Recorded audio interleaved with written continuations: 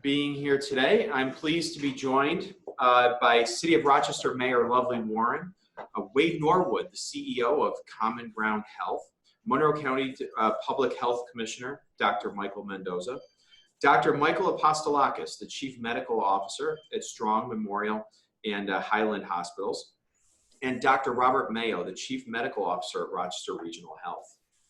Since the moment COVID-19 first appeared in our community, we have seen countless people coming forward, stepping up, and raising their hands to help. People are volunteering to fill food boxes, make face coverings, distribute educational materials, and address any other needs that arise during the crisis. Our community has come together to face this challenge. It's what we do, and it's what we will continue to do as a community. Because as we look to find out what our new normal will be, we all have a role to play, which is what today's announcement is all about. I have said all along, we are blessed to have two incredible health systems that have continually stepped up to meet our community's needs during this crisis. When they were called upon to address the threat of a potential surge in patients, they collaborated and they innovated to protect this community. And now that challenge in front of us is to maintain the progress that we've made in flattening the curve and stopping the spread, to ensure that we can begin to reopen safely. They have stepped up once again. In collaboration with the University of Rochester Medical Center, Rochester Regional Health, Common Ground Health, the City of Rochester, and the County of Monroe, I'm excited to announce the launch of the ROC COVID Symptom Tracker, and I'm asking all of you to sign up today. This groundbreaking daily health screening tool will be a frontline defense in the fight to prevent the further spread of COVID-19 in Monroe County and across the Finger Lakes region. The data collected will not only help increase the understanding of the virus and measure effects to slow its progression, but will also help determine where to focus testing and how to adjust stay-at-home and physical distancing requirements. The concept is quite simple. Residents across our region can volunteer to go online and answer a short question about how you are feeling each day. Very soon, we'll be rolling out a text version residents will be able to access on their phones to provide that same information. The information collected will go into a database and will be used to help detect potential hotspots of the virus early, while symptoms are just starting to develop, which will allow quicker action. Rather than waiting for lagging indicators like the hospitalization rate to increase, we'll have a close eye on early warning signs that will help us maintain the health of our community and protect ourselves, our families, and our neighbors. This new tool is a game changer. But here's the thing. It will only work if a critical mass of people in Monroe County and throughout the region sign up and actively participate. It's a unique and critical opportunity each and every one of us has to look out for one another and ensure that we're doing our part to keep this community safe and healthy. Signing up is easy, and you can do so by visiting roccovid.org. Again, it's roccovid.org. It's a secure and confidential website on which you'll fill out a very short survey consisting of just a few questions. First, you'll be asked if you are experiencing any symptoms, such as a fever, cough, chills, or any other primary coronavirus symptoms, followed by basic demographic information, including your zip code, age, gender, and ethnicity. You will not be asked for your name, address, or any other identifying information. You will have the option to provide an email address if you'd like to receive daily reminders to take the survey. And that's it. You won't be asked to share any detailed health information or identifying characteristics, and the data you provide won't be used for any other purpose. The information collected will be used to aggregate symptoms in the community by zip code so that health professionals can see in real time the health of our community.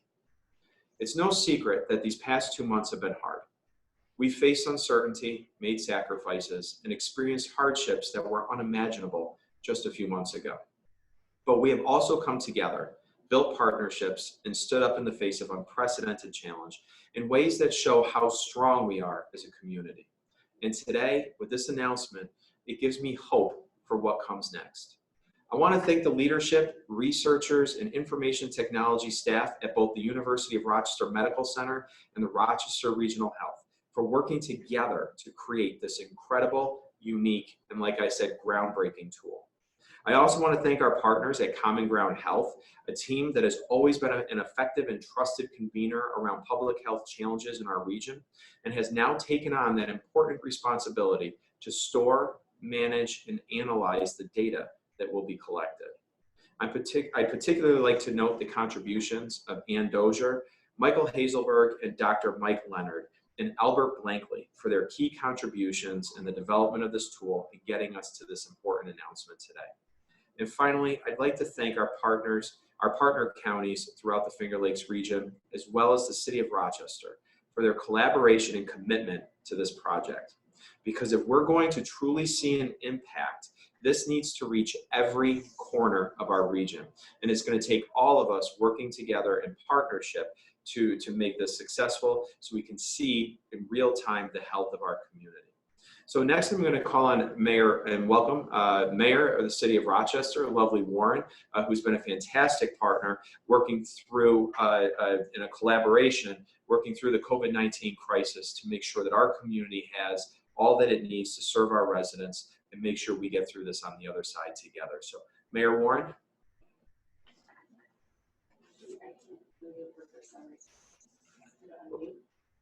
Oh, Mayor Warren, I think you need to unmute. We have you on mute.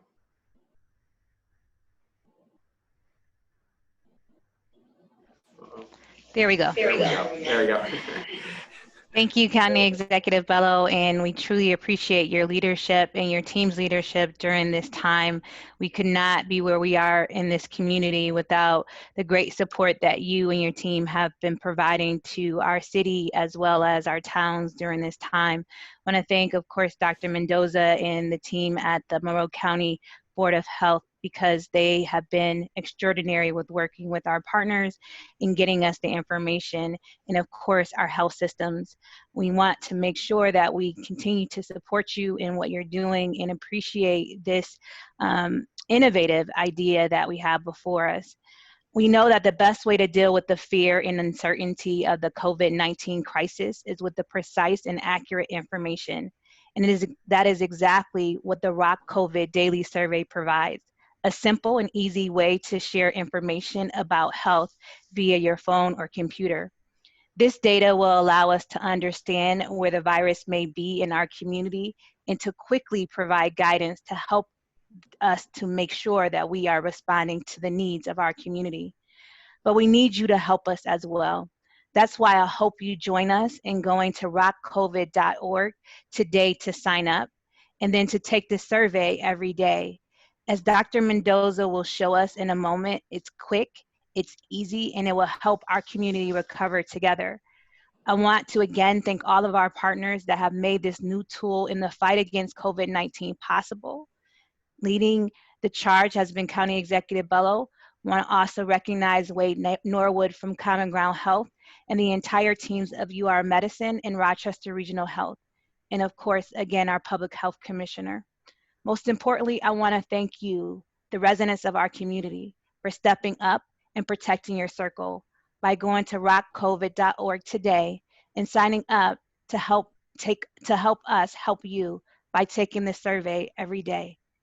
We need you and you need us, and we need to get through this together. Thank you and God bless. Thank you, Mayor Warren. And next, from Common Ground Health, we have CEO Wade Norwood, and he will talk about why taking this regional approach is so important and further explain Common Ground's role in this effort. So Wade Norwood. Thank you, County Executive Bello, and thank you, Mayor Warren. Common Ground Health is delighted to partner on this effort with Monroe County and with the city, Rochester Regional Health, and the University of Rochester Medical Center. Because as the regional health planning entity for the Finger Lakes region, Common Ground Health continues to aim to live up to our name. We have to build and sustain the common ground on which we all as a region can identify and address our community's health challenges. Throughout our history, the key to achieving health improvement has been collaboration.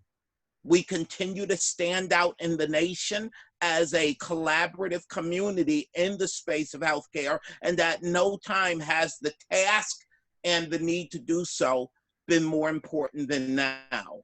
This ROC COVID community tracking tool has the potential to demonstrate an even deeper level of collaboration, because it is a task in which we all can and we all must participate, because it will provide the data that can bring focus to our region's efforts to pursue the path to recovery from the COVID-19 crisis. Building on our history as a trusted source of health and healthcare data in the region, Common Ground will securely house the data that's collected from the tracking tool and provide this data to help government and health leaders track potential coronavirus hotspots and identify potential at-risk populations. I'm confident that this tool will provide our region with the data that we need to successfully reopen our community and keep our economy as strong as it can be, while also keeping people as healthy as possible. But in order for this tool to work, I would just like to underscore the mayor's comments. We need participation from all the adults in our 13-county region. I'm asking people from all backgrounds and walks of life to join me in taking part in this daily survey. It really doesn't take a lot of time, but it is really important to have an opportunity every morning to just check in and understand how we are doing. And we need the engagement and involvement of everyone in our region, especially from those communities that have been traditionally medically underserved. African American communities, our Latino neighbors, and our regional rural neighbors as well. We also want people to encourage their coworkers, friends, and families to take part. I'll end my comments by acknowledging this is a stressful time. This is the first press conference I've ever done by Zoom. It's a measure of how much our lives have changed. And people are taking on a lot of new roles, from pandemic schooling their children, to working from home, to staying home to help keep others healthy. Everybody is doing incredible work in our community to slow the coronavirus spread and help us reach our new normal. No one's doing more incredible and more visible work than our own Dr. Mike Mendoza.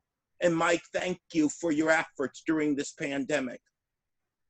But today we're asking everyone to find a way to lean forward and do one more thing, and that's take the survey.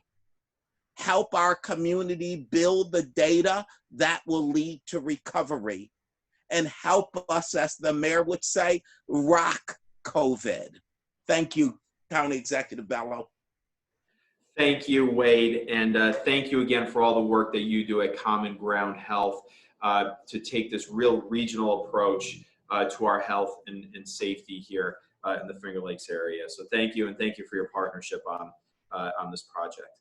We are now going to be joined by Monroe County Public Health Commissioner Dr. Michael Mendoza, who is going to show us how this tool works and explain in more detail why it is so critical that people sign up for ROC COVID and complete the survey each day.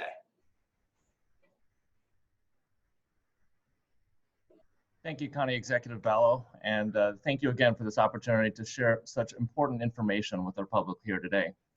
I also want to extend my gratitude to Mayor Lovely Warren for your outstanding partnership in the city and for ensuring that all communities within our county are represented on the survey, as well as to my colleague Wade Norwood, Dr. Mike Apostolakis, and Dr. Robert Mayo from our health systems, because your partnership has been invaluable in making this project come to fruition. This has been a week of great collaborations across our community. Tuesday, we learned about the collaboration between the University of Rochester and Rochester Regional Health to recruit study volunteers to participate in a vaccine development trial here, one of 4 sites across the nation. Yesterday, we learned about the collaboration between the county, city, and local towns and villages to bring over 1 million masks to residents all across the county. And today, we are announcing a tool that is unique in our region and our state, a tool that will help us to identify people who might be at risk for COVID-19 so that we can help to keep you healthy and so that we can help to take appropriate precautions as a community to ensure that we keep the curve flat and continue on the process of reopening our society. Before I demonstrate the process for using ROCCovid.org, I want to take this opportunity to recognize Dr. Michael Hasselberg, Associate Professor in the Department of Psychiatry at the University of Rochester, and his team at the University of Rochester Health Lab, who's been working tirelessly for months to make this vision a reality. It's your vision that stands to make an immeasurable contribution to public health in our region. So with that, I'm going to share my screen here if I can and demonstrate this.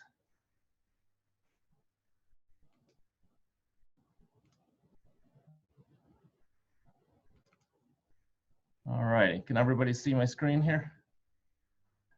All righty, so as you can see, this is the initial screen that you go to. The website here is ROC COVID, ROCCOVID.org. And when you get to this landing screen, you'll see this image here, and we're working on providing this in Spanish as well. What we're gonna ask you to do to begin, when you first log in, is to click on this button here in the top right that says Start Daily Health Screening. So I'm going to do this as though I've never done this before. So this is the view that you will see if you're coming to this website for the first time. You click on Start Daily Health Screening. And here it explains a little bit about the process. It welcomes you to the tool. It explains briefly that you are to check in daily about how you're feeling. Again, to give us a clearer picture about how you're doing on every day. It emphasizes that this is a voluntary process. If you've got additional questions about the use and privacy, there are links here to read about that. And then you just simply indicate that you're interested in participating and that you've agreed to these terms. So I'm going to click on that now. And then it asks you, would you like to share your email address? So here I'm going to make this so that I can see it. Let's go back here. I'll make this go away.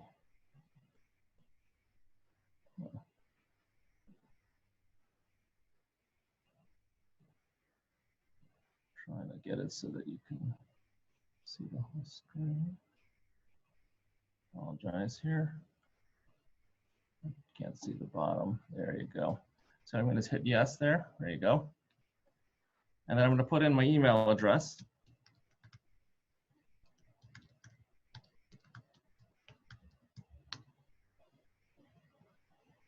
And then it asks you for your zip code. So I'm going to enter in a zip code here at the health department.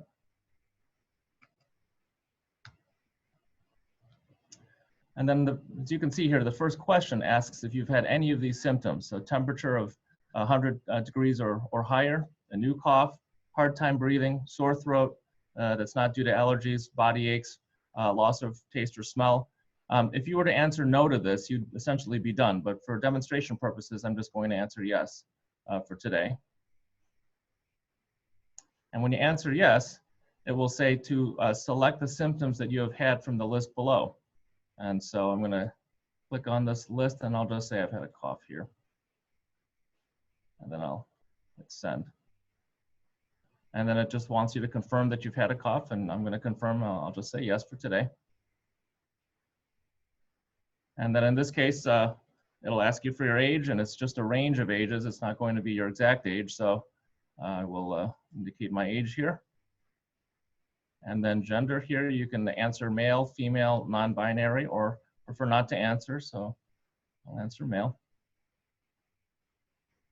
And then you're welcome to enter your race ethnicity, which I think is important to enter if you're comfortable, because it allows us to dig into the details of various communities within our county. And so I think it's important for us to understand as best we can. So I'm going to answer what's true for myself.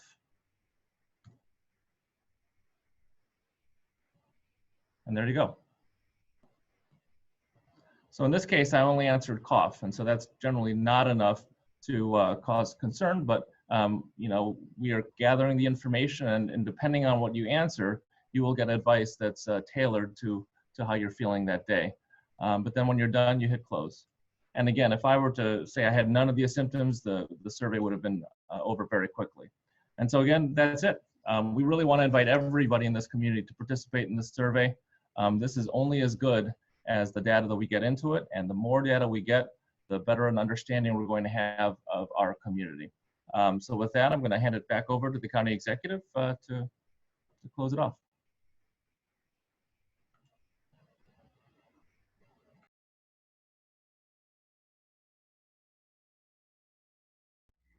County You executive, need to you're on mute. unmute, Adam. You're on mute. Really, that's the first time I've done that. Thank you, Dr. Mendoza, for showing us how that works. I signed up for it myself this morning, and I could tell you, as someone who's asymptomatic, when you put it through, it's one question and you're done. And so it's very quick and easy to do. So we're now going to open this up for questions from reporters. As a reminder to reporters, we also have Dr. Apostolakis and Dr. Mayo who've joined us here as well from the hospital systems, and so they may be able, they can answer any questions that you have for them as well about this new system. So, Julie? All right, let's start with Brett Dahlberg from WXXI, and Steve Orr from the Democrat Chronicle is up next. Hi all, thanks for taking this time with us. I have a question I think is probably best suited for Dr. Mendoza. I wonder about what changes, what actions do we take once we found what we think is a hotspot? What does this enable us to do? And I also wonder about that because it sounds like the most detailed geographic data we're getting from this is at the zip code level, and many zip codes in the city are, 4, 5, 6 or more square miles. It just doesn't seem like it allows us to pinpoint all that much, but does it? Well, Brett, it turns out that it does. This information is going to be very helpful, and certainly it's a balance between, our general goal of public health and balancing that certainly with people's right to privacy. And our goal here is not to identify individuals.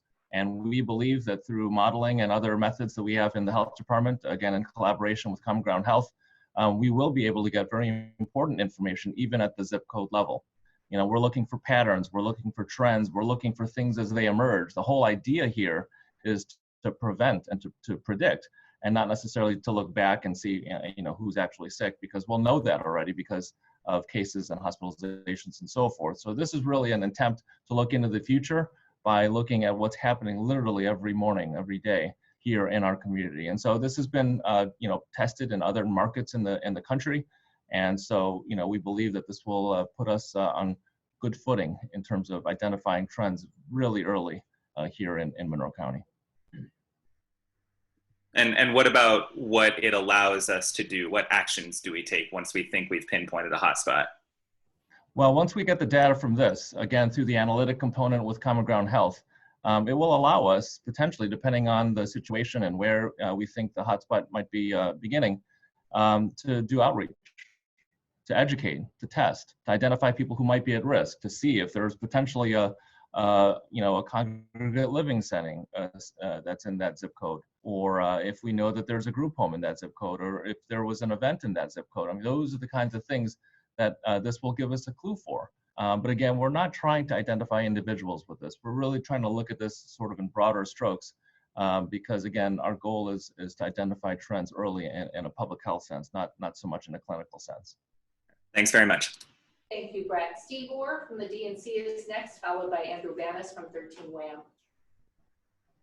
Yeah, I guess one question, I don't mean to sound cynical, but why would somebody, especially who is healthy, fill this out? And what benefit is there from me telling you that I'm not showing any symptoms? Well, Steve, it's important to know that you're well, because then we have a denominator to know how common it is of those who are unwell.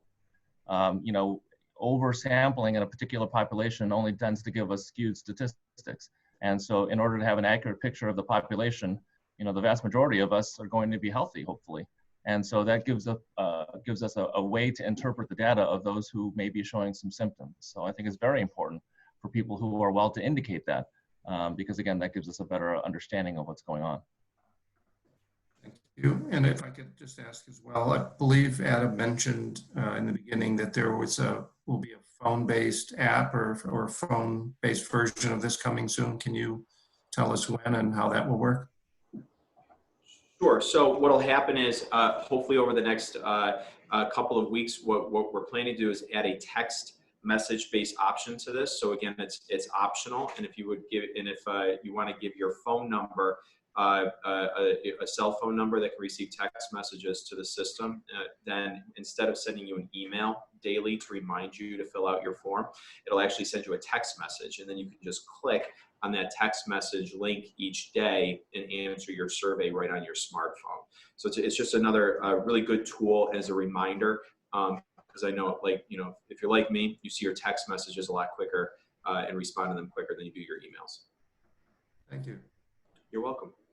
All right, Andrew Bannis from 13 WHAM and George Radney from Challenger Community News should be standing by. Hey guys, good afternoon. Thanks for doing this. Wanted to ask, first of all, the information collected with this, the data, will this be made public, or if not, will you guys be releasing it periodically? Can people find more information after they've submitted it about different hotspots or what other neighboring communities are putting in for their answers?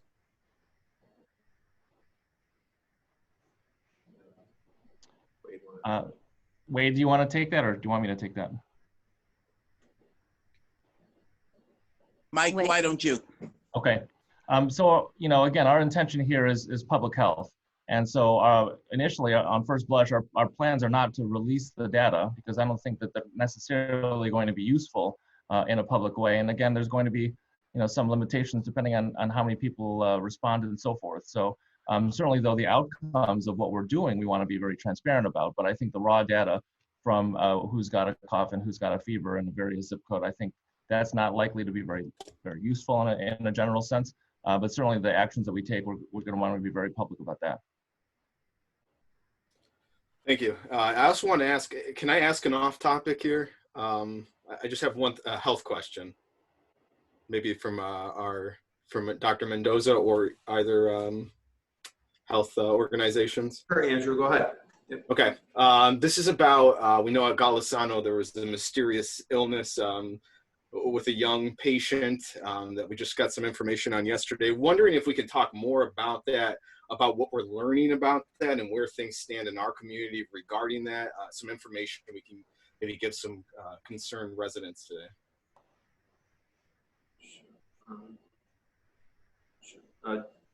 Do one of the chief medical officers want to weigh in on that, or Dr. Mendoza? We have one patient who's being referred to that's in our children's hospital that's under evaluation right now for inflammation related possibly to the coronavirus, and that's really all we can release at this time. Okay.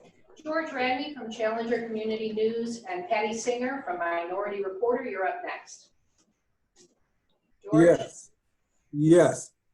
I'm hit the, yes, my question is to the group. How do we deal with the concerns of confidentiality, and also, number one, and two, how do your plans to go out and reach the African American and Latino community, especially who definitely have great concerns about confidentiality as well? Mike, you want to take part one and I'll jump in for part two? Well, so I'll take the first question about the confidentiality. In the health department, we take data very seriously. As you all know, I'm very, very careful about how we use data and how we share data, making every possible precaution to keep data private whenever it needs to be. These data are going to be housed at a server that Common Ground Health is supplying for us. They are no stranger to security. They have been a trusted source in this community. They've administered the large surveys that you've seen go by in the last several years, and they are a trusted source of data security in our community. So I have no concerns whatsoever about our ability to keep these data private. Aiden, I love you. And George, I would add to that I think that the value of Common Ground being the home of this is that it places the data in a community-based organization as opposed to in the hands of any particular employer or even in the hands of government. And I appreciate the fact that the mayor and the county executive would turn to us to play this role that's been our history of really making available our ability to connect different data sets in a de-identified way to bring focus to regional health issues. I think your second question is incredibly important, which is how do we carry this message to communities that might not be predisposed to participate, to actually engage. And we have been in conversation already with our partners. The folks that the mayor has made available have been incredibly helpful to us in terms of thinking about the strategy to reach communities of color, to reach low-income populations, to think about how we engage with rural populations. This will not be rich and robust and meaningful for us if it is not a data set that richly represents the community. And as Dr. Mendoza noted, we have a track record of knowing how to carry out and collect health data from hard to reach populations that we will be leaning on and stretching ourselves to build upon. One last question too I have for you. Do you think this might be, I know coming up in June and through the summer months with the 2020 census, do you think it might be some type of collaboration or a piggyback on that type of, because you're gonna have people going door to door most likely on the census and might be able to pick up this data as well? My super hope is that most folks have done what I have done, which is already filled out their census questionnaire and gotten it in. If they have not, we will absolutely look for opportunities to make sure that as we are advancing information about this, that we're advancing information about other activities like the census, like what food resources are available, so that we're helping to make this easier for the consumer. Thank you.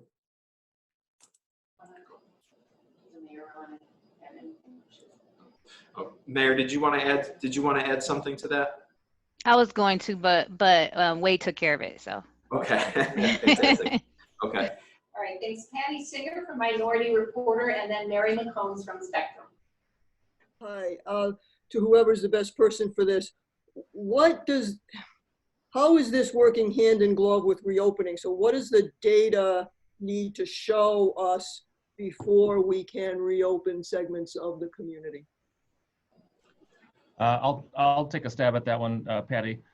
So as I've said before, the data that we've been traditionally reporting, hospitalizations, cases even, really only tell us about what was happening 2 weeks ago. And our goal with this is to identify more what's happening today and yesterday. So, I would view looking at this in a couple of ways. One is really more as a way to know when we need to turn on the brakes. So if we start to see something blossoming in a particular part of the county, and we do some focused testing, we do some outreach, and we see some concerns there through contact tracing, that would be my indication to want to slow down potentially the process, or at least make the recommendation to slow down the process. I view it more as brakes rather than a gas pedal.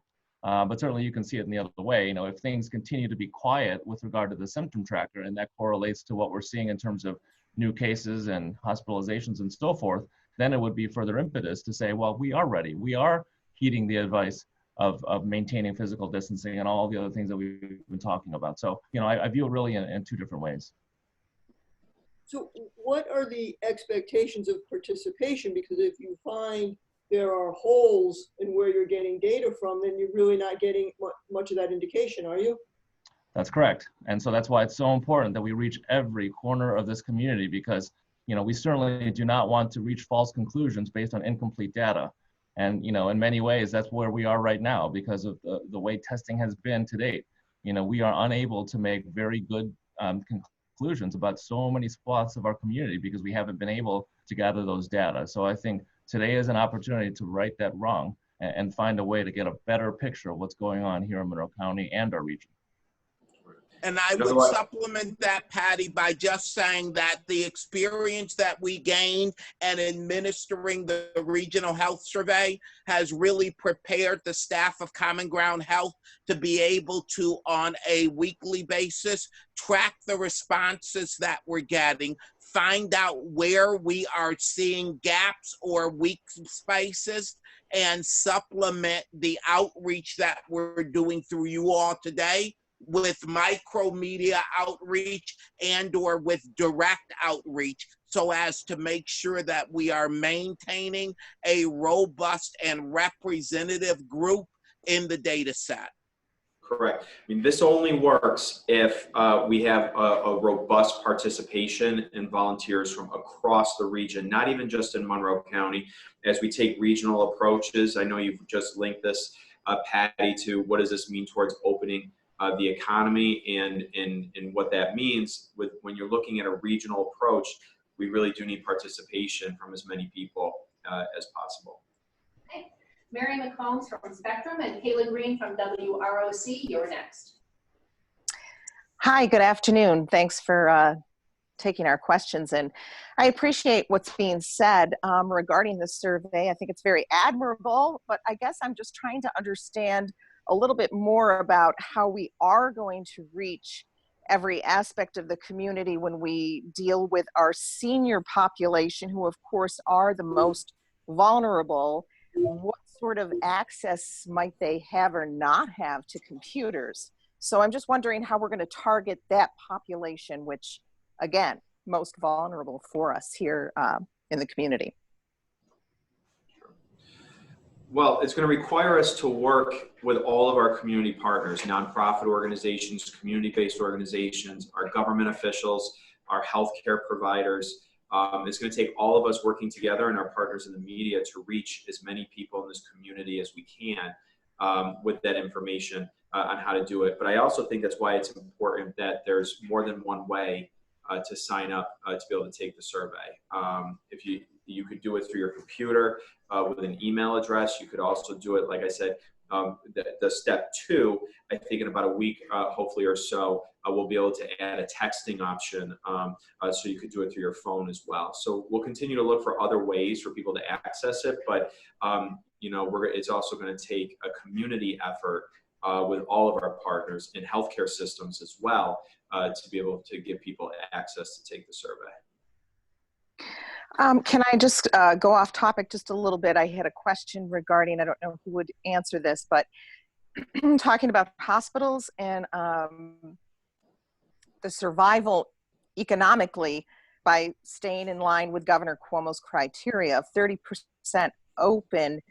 Can they survive economically with a 30% opening for potential COVID-19 patients?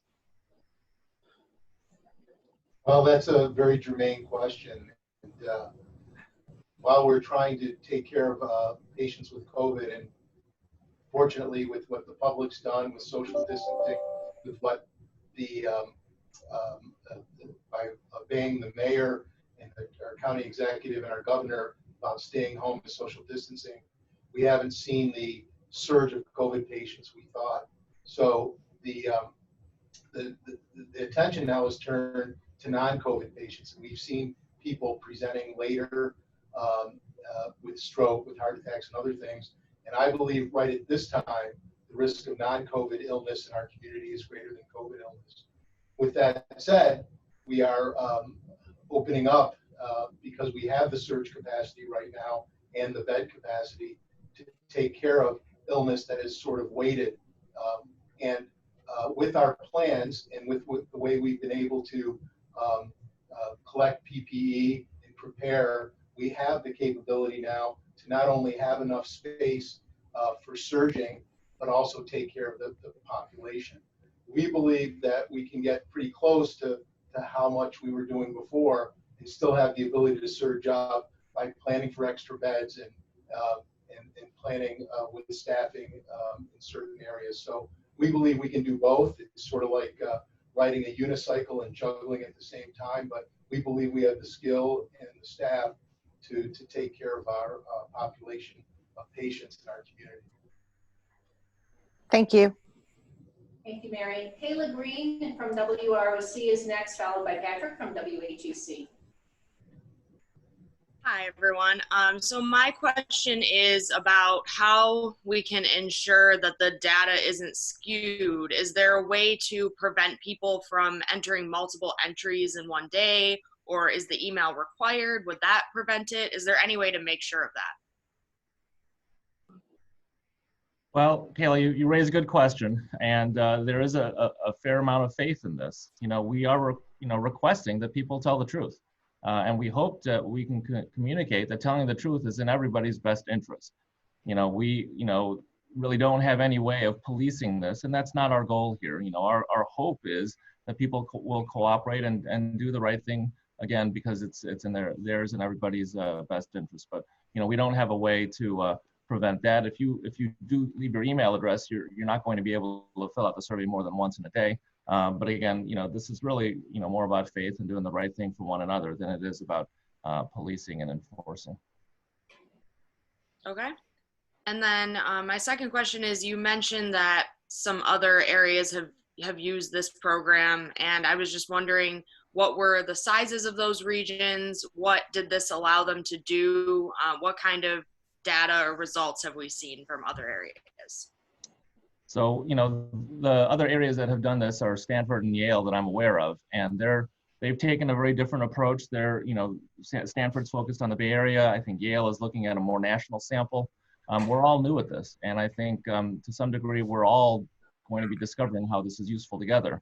But we do believe that there have been others that have gone before us, so we will learn from them as they discover new things. And to some degree, I think we're going to learn some things that are new that we can share with the rest of the country, to the extent that we are, to some degree, ahead of other parts of the country as well. So, this is a little bit of a new thing for all of us. That's why it's an innovation.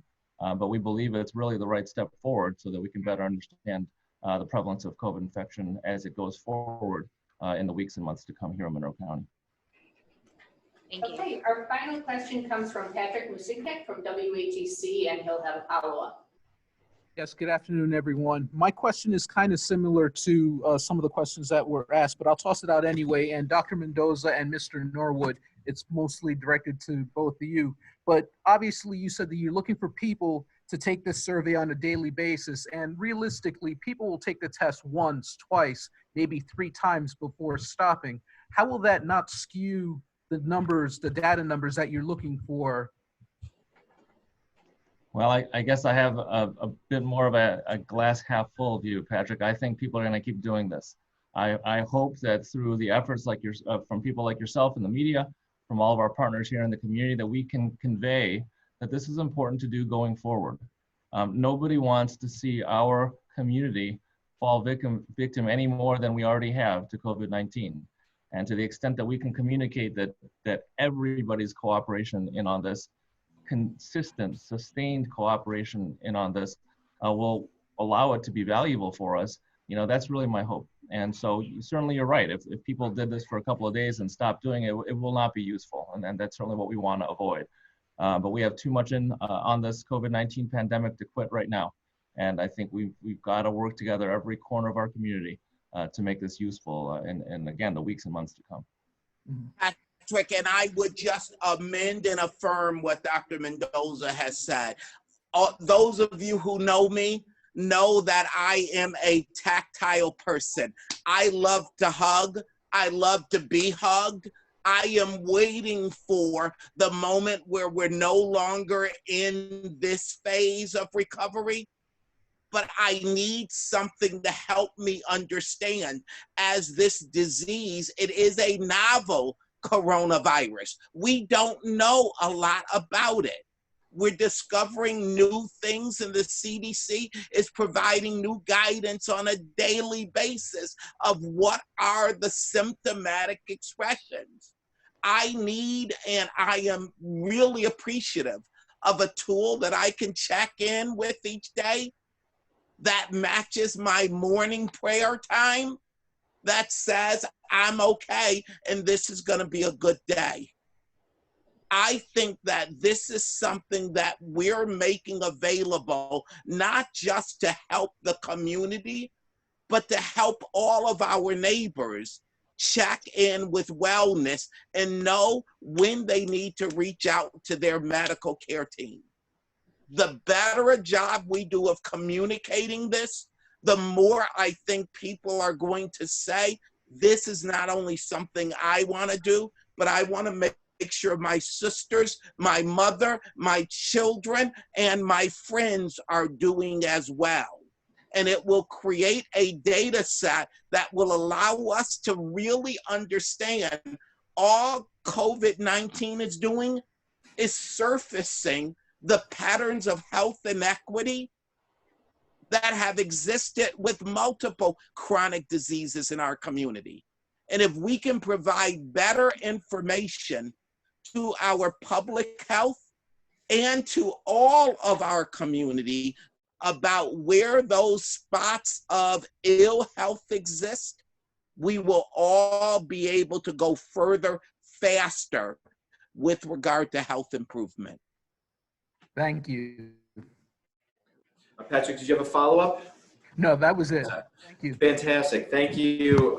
Thank you very much. And you know, I want to thank all the reporters and the media for being here today, and for all of you at home for watching and participating. And again, want to thank Mayor Warren for her leadership and partnership and collaboration as we serve our common constituents in the coronavirus pandemic. I want to thank Dr. Mendoza for his work and leadership of the Department of Public Health, and all of his staff and his team who are working so hard. And of course, Wade Norwood and your whole team at Common Ground Health for your help and partnership with this. And the University of Rochester Medical Center, Rochester Regional Health, and the leaders of our 8 sister counties in the Finger Lakes region who are taking on this important endeavor. I cannot stress how critical enough it is that we follow the advice that we heard to sign up and do this. We need to go to roccovid.org. Again, it's ROCCOVID.org, roccovid.org, and register today. You can do it right now. This is how we are going to stop COVID-19 in its tracks. This is how we will safely reopen, and as a community, stay open and keep ourselves open. There has been an incredible coming together of this community over the last several months. I am confident in the way that we have responded over the last several months as a community to fight this disease and keep our friends, family, neighbors, and coworkers safe and protected and healthy. And I'm confident in this community's participation in this program as well, because this is that next step when it comes to public health and giving our public health professionals the information necessary in order to keep us safe and understand more about the spread of our symptoms and this disease throughout our community. So thank you very much again. Thank you for your participation. And again, remember, rockcovid.org. Thank you.